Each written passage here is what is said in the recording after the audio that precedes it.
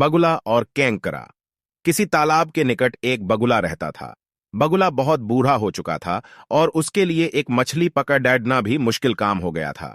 बगुला कोई ऐसा उपाय सोच रहा था ताकि उसे रोज की खुराक मिल सके।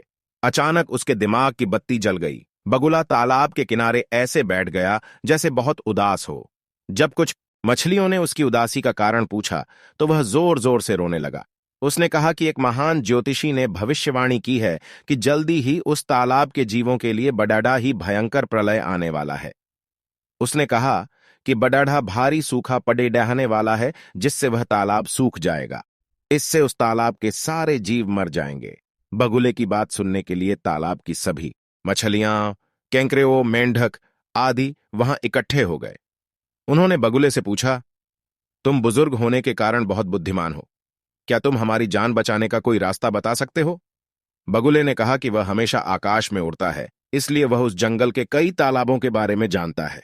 उसने बताया कि वह एक तालाब के बारे में जानता है जो इतना विशाल है कि भयानक से भयानक सूखे में भी सूखेगा नहीं। उसने कहा कि वह समय रहते ही उन जीवों को अपनी पीठ पर बैठाकर उस तालाब तक पहुंचा सकता है।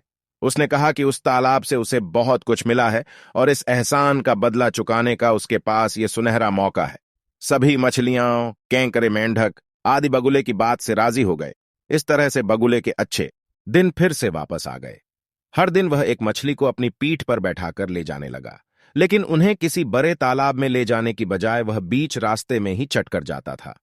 एक दिन बगुले ने सोचा कि मछलियां खा खा कर मन ऊब चुका है, मुंह का स्वाद बदलने के लिए कुछ और खाया जाए। इस बार उसने एक केंकरे को अपनी पीठ पर बिठा लिया। केंकरा खहुशी खुशी बगुले पर सवार हो गया। जब बगुला हवा से बातें कर रहा था तो केंकरा जंगल का विशाल रूप देखकर अचंभित हो गया। जब वह उस दृश्य का आनंद ले रहा था तभी उसकी नजर मछली की हड्डियों के एक बड़े से ढेर पर पड़ी।